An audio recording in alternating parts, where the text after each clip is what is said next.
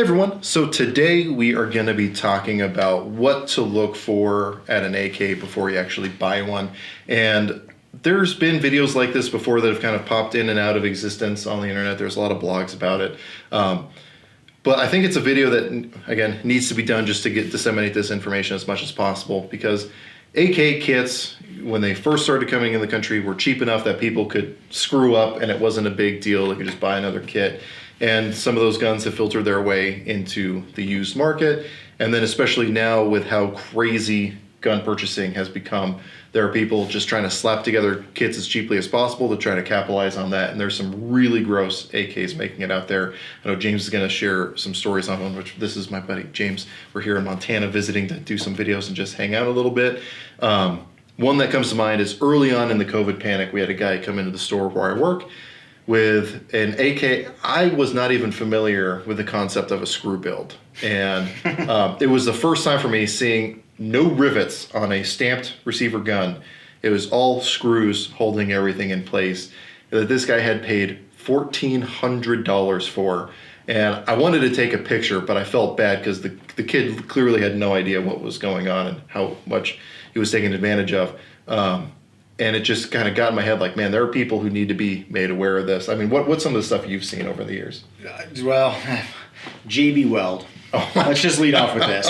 If you see JB Weld on a gun, any gun, I forget AKs, any gun, it's not gunsmithing. Yeah. That's my lead in. I got Yeah. I mean, like Wow. JB Weld. And one of the things on an AK that you see, or I've seen on more than one occasion, is inside the Magwell.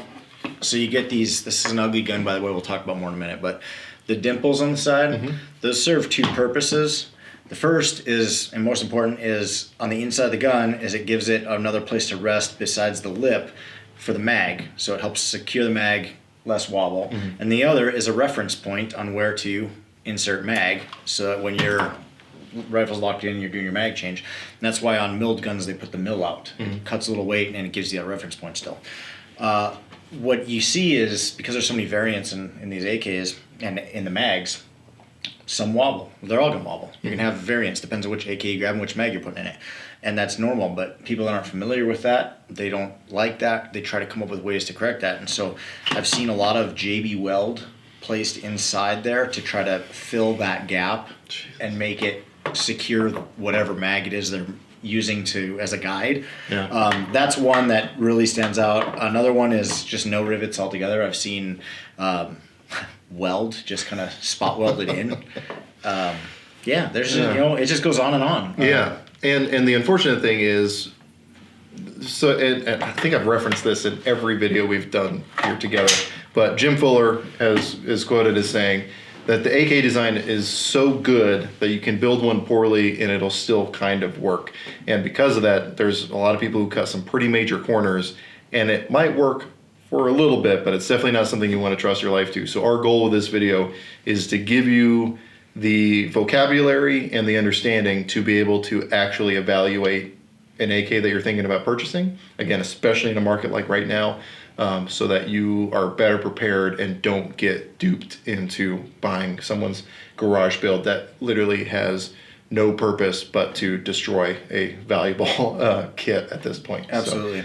JB Weld will come up again in this. Okay. Which is terrifying. I can only imagine. So again, don't trust your life to it. And there are companies to avoid, but we're just going to talk kind of broad spectrum here. So yeah, I think the big thing is just if you see a rifle at a store or a show or a private sale, whatever it is that piques your interest, and you wanna know if it's worth buying. We're hoping this video gives you an idea of some quick things to kind of look for, a couple detailed things to look for to know if you should consider going down that rabbit hole or bail quickly.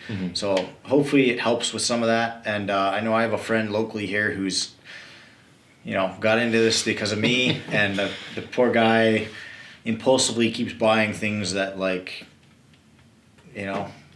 if he would more what not to do. If maybe he watches this video, it'll help him prevent some of this too. So yeah, and there's little things you can look at too that'll either tell you you need to look deeper, or that if they are willing to pay attention to this aspect, odds are that level of quality control goes throughout. Same goes in ARs. When I'm evaluating an AR that someone brings into the store, if that castle nut is not staked, if they're willing to skip that 15-second process of staking the castle nut, what other stuff did they cut corners on? And if I see it staked, I know pretty well, probably the rest of this thing's going to be good to go because they knew what they were doing. If little things like that are out of place, I know I need to dig deeper before I, buy it for the store or sell it or anything like that. So I'll let you kind of take it away. Yeah, I think the first thing is just kind of a general impression. I mean, when you see it, obviously you know it's an AK, so there's a couple quick things to look for. Is it milled or is it stamped? Is kind of one of the first obvious things. So for those that aren't familiar, milled is basically refers to the receiver being a heavy block of metal that was milled out. Its telltale sign is this cutout here, and you'll have two tangs, one on the top and bottom securing the stock. And it's pretty obvious. It's just a big, it's a heavy duty chunk of metal versus a stamped receiver, which telltale sign is, of course, rivets. And it's just a piece of sheet metal that was folded in half, a U-channel, and they welded the rails in, so it'll have the spot welds for the rails inside that the bolt slides on, and then it's riveted together. So the first thing kind of gives you an idea of where we're going with this rifle. Is it an early production or a later production? Both have value. It just depends on, variants and stuff we'll cover in a minute beyond that. But the milled guns were kind of how these countries started because it's easier for them to do, but it takes longer and it costs more, but they could do it. Mm-hmm. They didn't have to worry about metallurgy to do this. So after about 10 years of testing, they would get to this point historically. It took Russia about 10 years, China about 10 years. They would get to this point where they were able to build these stamped metal receivers and heat treat them without them warping, and then rivet in these trunnions. And the trunnions are pretty complex parts, so that took special heat treating also.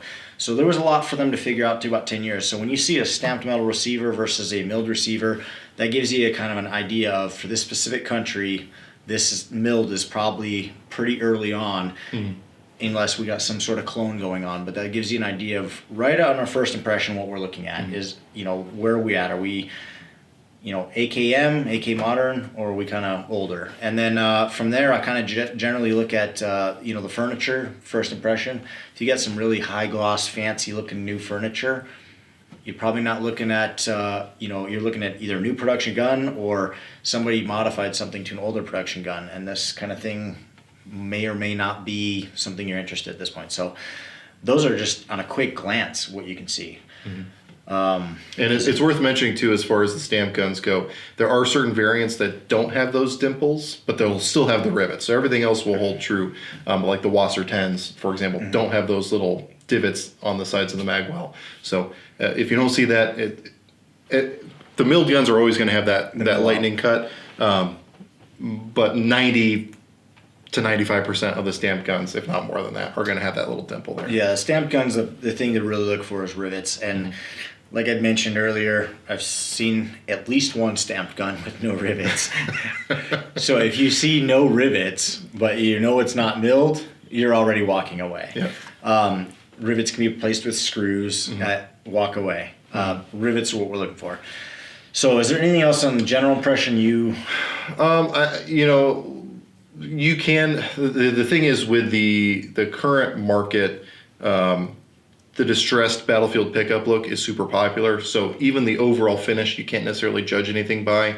But if you see, active rusting pits and everything else like that, again, there might be pitting on some of the battlefield pickup stuff, but if it's actually active, still rusting, and hasn't been coated over to keep it from spreading, again, that may or may not be something you want to pay attention to. And then just kind of the...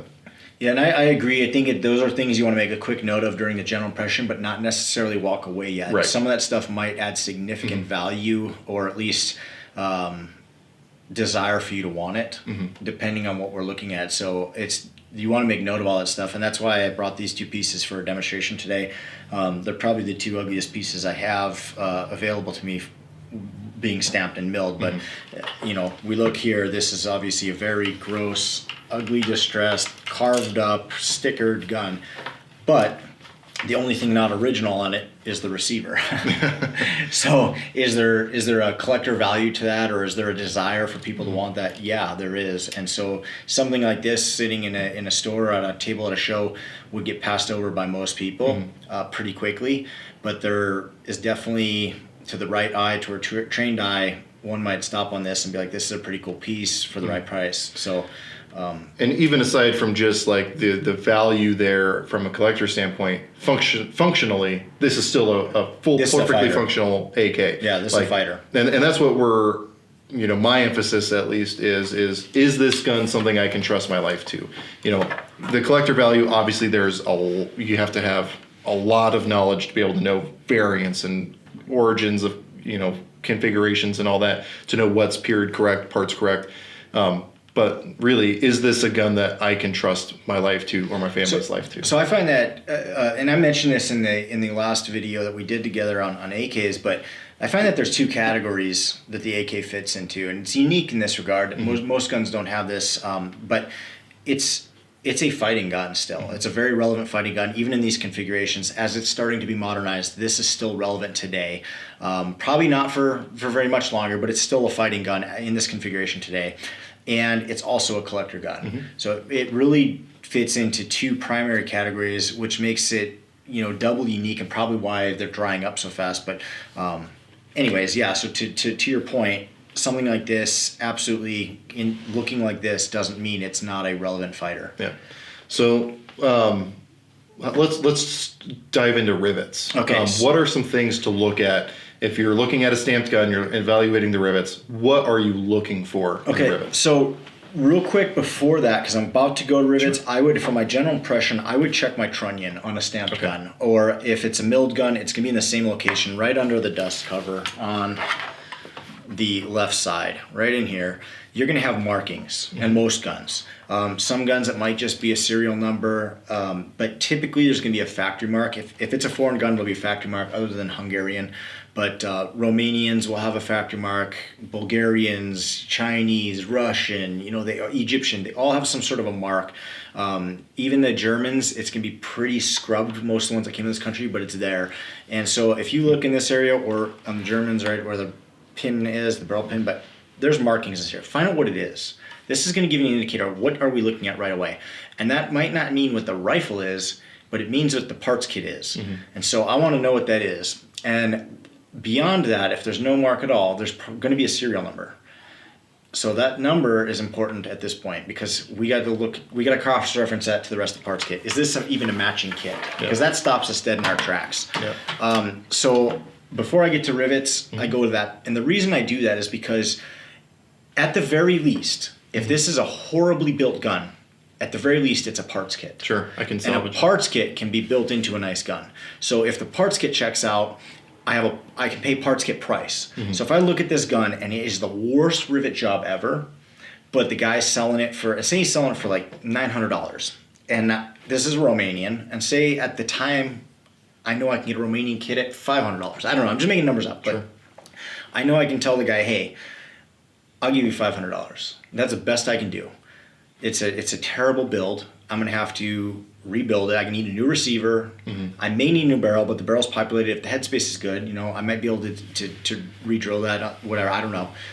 But I know at the very least I've got a parts kit, so I'll pay a parts kit price. So that's why it's important to check that right away before I get to the rivets. So once I look at the serial number on the trunnion, I want to cross-reference that. The most important two pieces are the bolt and the carrier.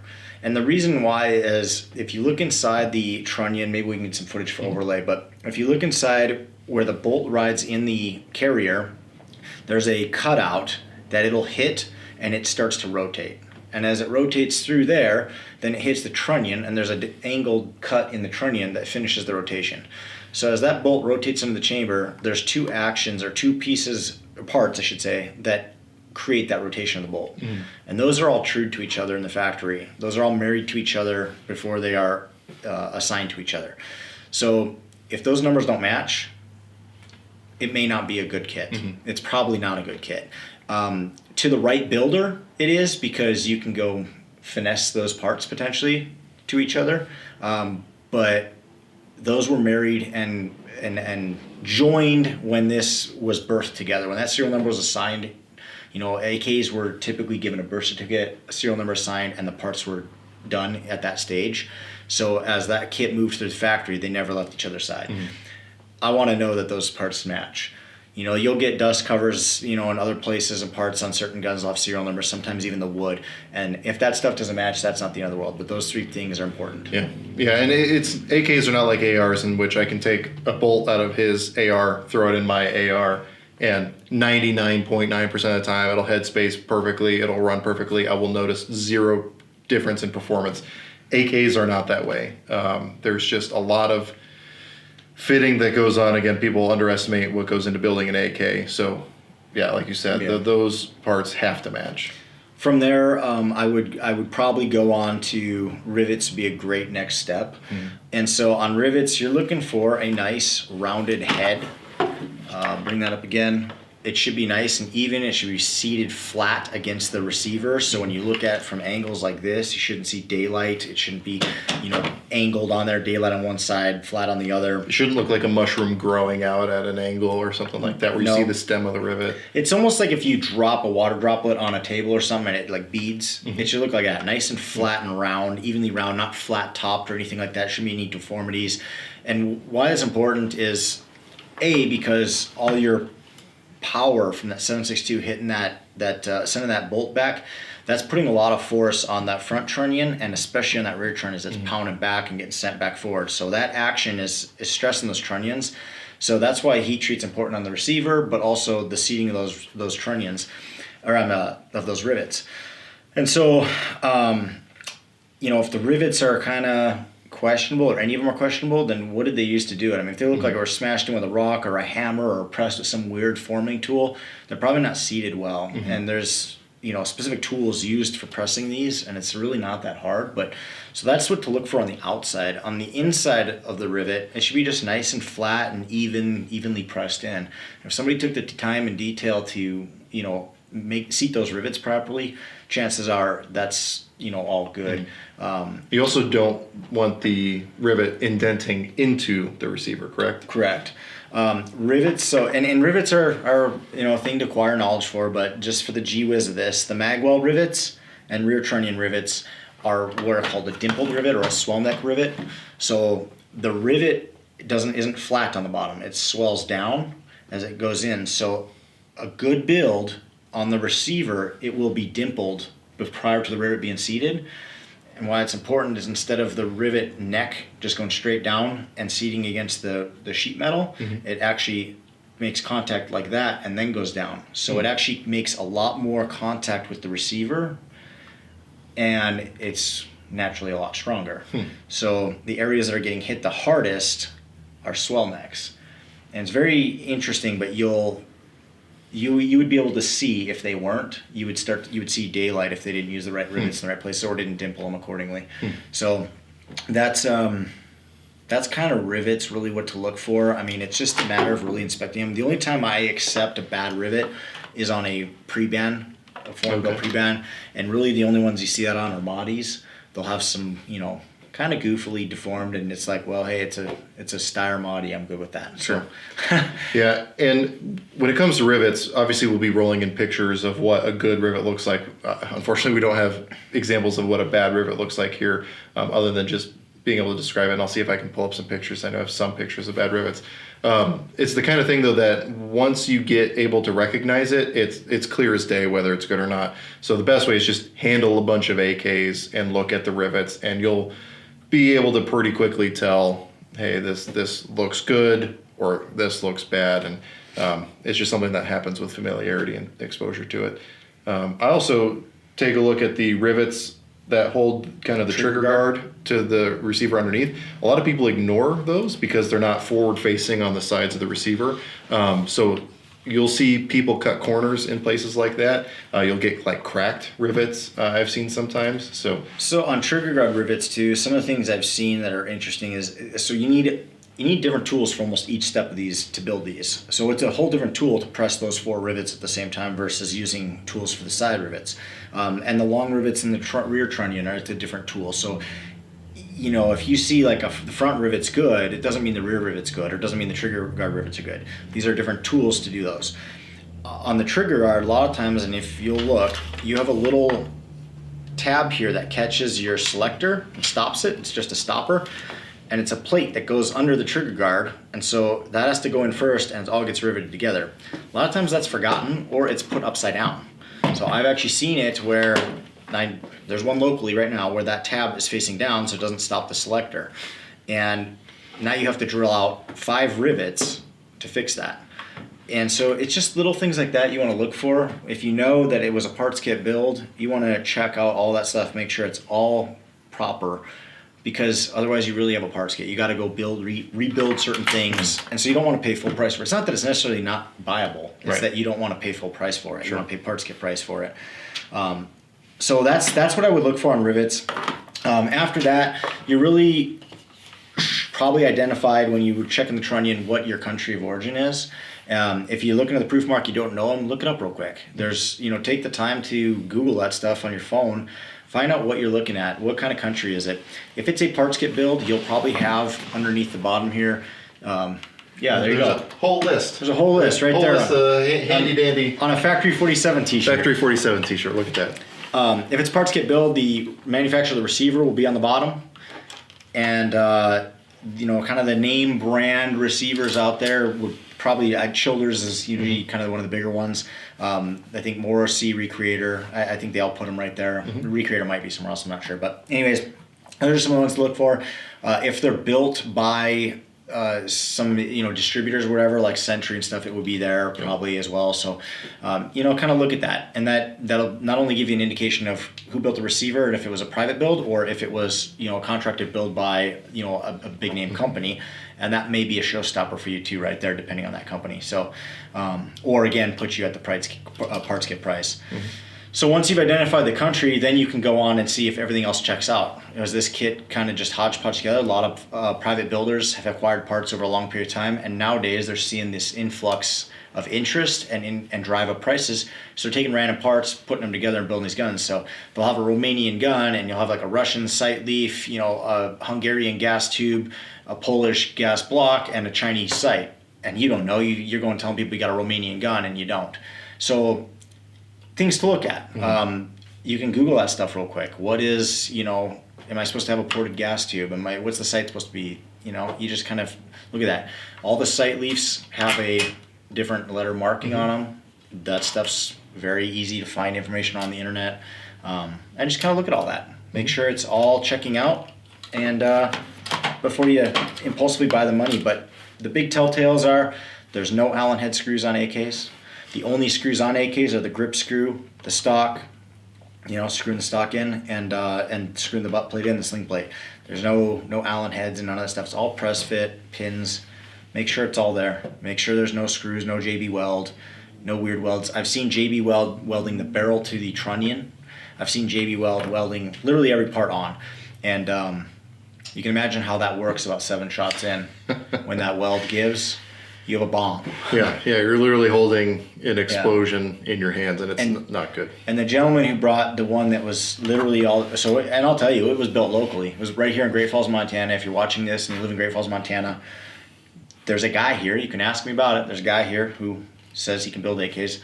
He JB welded the whole barrel population. It was on a Hungarian AMD 65. The customer blew it up on the 7th shot, almost took his hands off. He came to me asking if I could help him fix his gun. It's like, wow, that's a lot of JB weld. Yeah. I was like, how many shots did it take to blow this up? 7? But anyways, JB weld doesn't belong in a gun. Yeah. So that's kind of the big things to look for. And then really after that, you want to check your function. These are always, selector switches are always going to be stiff probably. Really good builders will find ways to finesse those. They know the secrets on where to get them really silky smooth. And then your action, that's probably not super good there. I mean, if it sticks when you lightly hold it like that, that's easily fixed. If it sticks when you go like that, you've got fitting to do that hasn't been done, unless it's really dirty. But feel the action, run the action, make sure it's all good. You can field strip real quick, look at the inside, make sure it all checks out. Is there a shepherd's crook in there, a retaining plate? Is the trigger, a Tapco? Is it who's the one making the Tapcos now? Is it Red Army Standard? So there's the rack triggers that Century Arms is doing now. Yeah. The rack trigger is basically the Tapco, if I understand it right. So it's basically like your kind of battle trigger. I would equate it to like the mil-spec AR trigger almost. And then you got the ALGs, which are phenomenal. One touch on this, a lot of people get wrapped around the axle about if you can pull it back and it kind of get it to hang up. And I liken it to riding the bolt forward on an AR and it not going into full battery. That's not the way it's intended to be operated. Like you said, it's an easy fix if it does bug you. It's just when you're full speed racking it, does it look back? And like, especially there are times when it's not built right, the rails aren't installed right, where we'll kind of jump out of the rails at the full rear extension. So if you can pull it all the way back and get it to not want to go forward at all, that's a big red flag too. Yeah, if you have if it's a parts kit build, and things are checking out, and you want to really know how good the builder is, the details to look for are really come down to the finishing after that. When I build an AK, I obviously, if you have time, obviously check the headspace, but, you want to get the gas block in the exact precise location for the perfect gassing and tuning all this stuff, but check your sights, make sure the sights are in alignment, and then really start feeling all the areas where there's normally sharp edges, especially like right here on the dust cover, stuff that you normally skin yourself on an AK, feel around on your selector switch, just all the little hard, unique areas. Did they knock all that down with an air grinder before they did the finishing? If they did that stuff, you've got a top-notch builder on your hands. Those are just details, minute details. But really, the number one thing on foreign guns is if it's Romanian, I want all Romanian. If it's Bulgarian, I want all Bulgarian. Don't give me a Bulgarian gun with German furniture. Sure. That's, to me, even walking through a show like I did this last weekend, I saw a Polish gun with German furniture on it. I just keep walking. I don't even hesitate. Sure, the furniture might be cool, or maybe the gun's cool. I don't know, but if you did that and put it together, it screams red flag at a show like that. That there's probably just a bunch of parts bin stuff, clean out, thrown together, and I'm not interested. Yeah, which is what a lot of people are doing right now with the way the market is. They're all their spare parts that they've accumulated. They're just slapping it all together. I mean, I know a lot of guys doing the same thing with ARs, but it's a different world with the AR versus the AK. And when we're talking about sight alignment, I get fully behind the gun, looking down the entire long axis of the gun.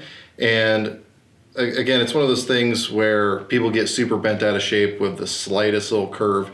And, I'll hand guns to people at the store and they'll be like, oh man, this thing is so far off. And there's just a tiny little bit of cant. And the reality is, in the process of building things, you can disagree with me or correct me because you obviously has more experience with this. It's next to impossible to get everything perfectly on axis. Yeah, so on an when it comes to an AK, for starters, and this is perfect because you're holding a Romanian one, but Romanian AKs, Romanian built AKs, are typically pretty canted. I mean, they're very canted. Some of them they're so far off you wouldn't believe it. Yeah, you can't zero it.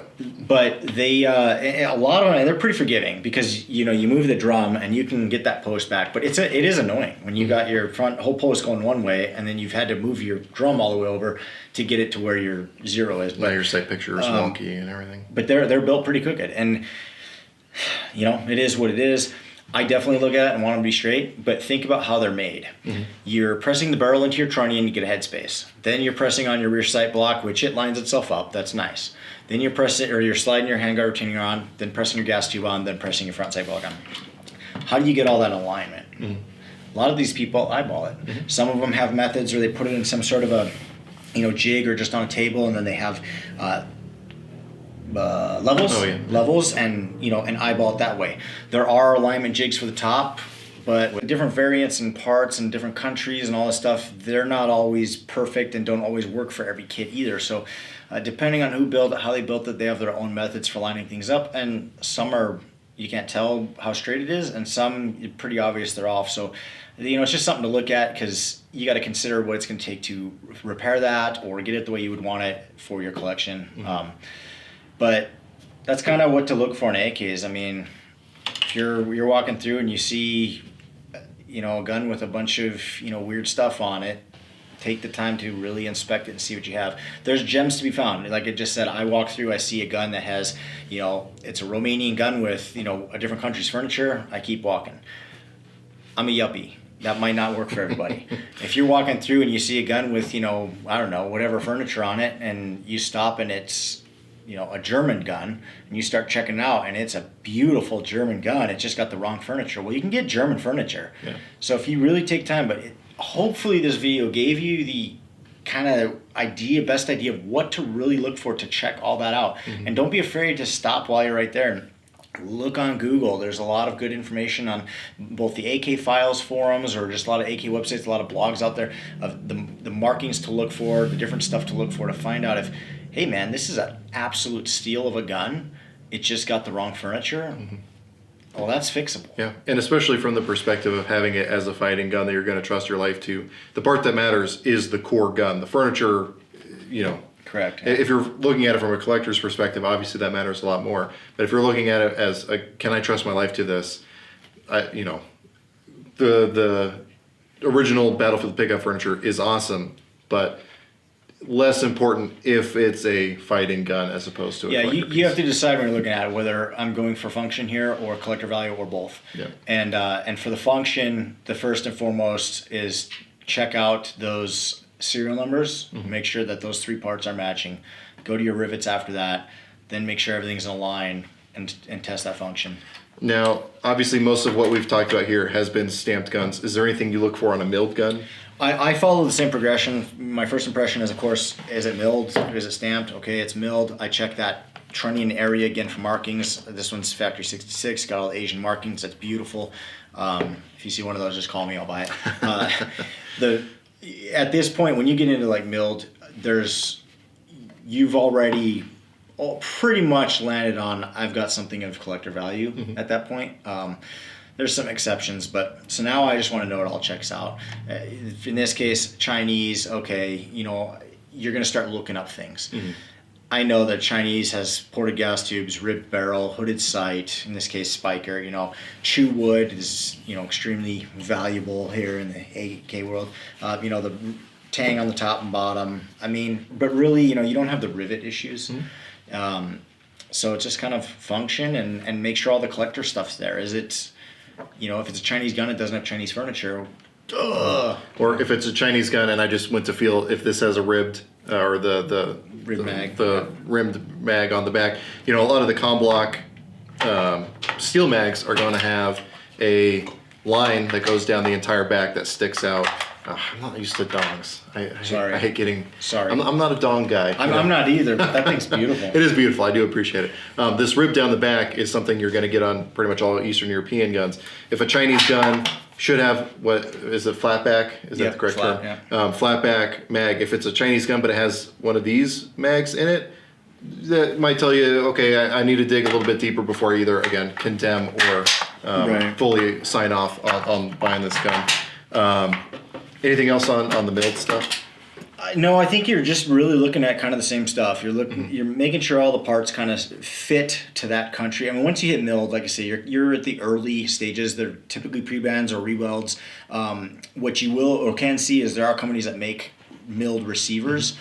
So you can find kits from milled guns where there's, the receiver is pretty destroyed. Mm-hmm. So you can get a replica receiver and rebuild the gun that way instead of doing a true re-weld. Mm-hmm. And so it's just kind of looking at those little things to find out, if you're going to pay collector grade prices for that particular gun, what are you getting for that, and make sure that checks out to the value that's kind of out there. And, a lot of people like to reference Gun Broker. It's hit or miss. People like to ask, for $1 million for things on there, but then there's also stuff that's getting $1 million on there. So, of course, it's fictitious, but you get what I mean. So you got to take it with a grain of salt, but it is a good reference point to see what stuff is kind of going for, or at least what people think it's valued at. And really kind of check that out, because when you get into the milled guns, there's the value there. And a couple of years ago, you used to be able to get, Century was bringing in Polish milled guns, mm-hmm. and they were amazing. They were very good guns, and you'll see those pop up. Mm-hmm. They'll pop up, and you can get them for a decent price. And if you have a chance, I'd say jump on them. But Now, speaking of gun broker, obviously, if you're looking at a gun show or at a local gun store, you can actually look at all the rivets. You can evaluate. Any recommendation for people looking at guns online that they're interested in? Yeah, online I would do the same exact thing. So the first red flag for me on online, a guy selling AK, post some pictures, and it's just like a couple pictures of AK, but if he doesn't show you trunnion markings or close-ups of rivets, there's one of two things happening. A, he's not an AK guy, doesn't know, or B, he's hiding something. So if you are interested, or he listed it as, hey, this is a such and such and such and such, and you're like, damn, I've been looking for one of those, and you're interested, don't jump on this. Send him a message. Just be like, okay, that seems, I saw your listing, it seems cool. Can you send me close-ups of the rivets, the trunnion markings, and the serial number on the bolt and the carrier? If the guy's got nothing to hide, he's gonna be, oh, okay, I didn't, maybe he didn't know that was a thing. Now from there, you can start to get that dialogue going. The unfortunate with the online, you've got probably shipping involved versus I can't meet the guy and go see it. If you are local, that's exactly the next move. Go see it, touch it, feel it. Do some research before you go so you can investigate all those things. If you know it's a Romanian whatever model that it's being sold as, you now have that opportunity to go Google images of what the gas tube is supposed to look like, ported versus ported gas block, front sight post, so you can have that information going into it to know what to look out for. And if it's a thing where you don't get to see it locally, once you get those pictures and those things check out, now you kind of want to get a fuller picture, and you can decide what you want to request beyond there. To not get burned on like things like we mentioned earlier with the JB weld inside and stuff, that's probably where I would go from there. If it's still checking out and the guy's a serious seller and you're a serious buyer, I want to see every rivet. I want to see the trigger guard rivets, and I want to see the inside of the magwell. I want to see some pictures of the areas that I know people would possibly screw with. Take the handguard off and take a picture of where the barrel goes in the trunnion. Was there JB weld present? Is there some weird? I want to know. I want to undress the thing and send me the pictures. Send me the nudes. If you're not willing to send the nudes, we don't have a conversation. Yeah. Yeah, and do not cut that clip. And no, use that. Well, now you just opened up the plugins. And it is one of those things where genuinely, if they're not willing to do that, it is not worth wasting your time and potentially a lot of money, especially in today's market, getting something that you're only now disappointed with, because there are, as bad as the market is right now, there are options out there. There's plenty of fish in the sea, so to speak. So there's weird scams out there. I almost bought a Polytech Legend online one time, and the guy had it was beautiful. The pictures were great, but I noticed, and literally there was like 15 pictures. So it was one of those listings where it's pretty obvious the guy's trying to sell. He's trying to show you it. But after I really thought about it and looked at it, these are expensive. Polytech Legend's expensive. I noticed that the tube, that the handguard, for the upper handguard, the gas tube, there was no real good clear pictures of that. And so I asked him for a clear picture of it. And then it got weird. And after a while, I figured out that the gas tube itself was not original. Everything else was original. And he was asking original price. We're looking at like almost $5,000 for this rifle. Right. And I'm impulsively almost bought it. So it's, you can get deceived on the online. So it's just be patient would be my thing. Be patient. Think about the things you need to know about the rifle and the areas you need to see, and get those quality pictures from that person before you buy it, so that you don't get screwed. Yeah.